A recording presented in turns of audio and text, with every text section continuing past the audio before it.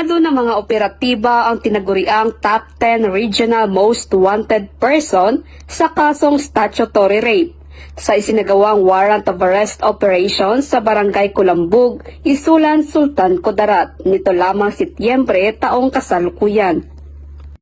Kinilala ng Isulan Municipal Police Station ang suspect na si Alias Ray, 54 na taong gulang, isang magsasaka at residente ng nabanggit na lugar.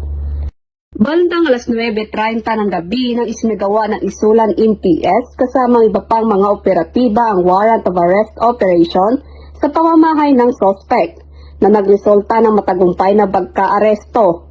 Ang suspect ay may nakabinbin na kasong statutory rape na walang nirerekomendang piyansa. Kalukuyang nasa kustodiya ng Isulan MPS ang suspect para sa kaukulang dokumentasyon at tamang disposisyon.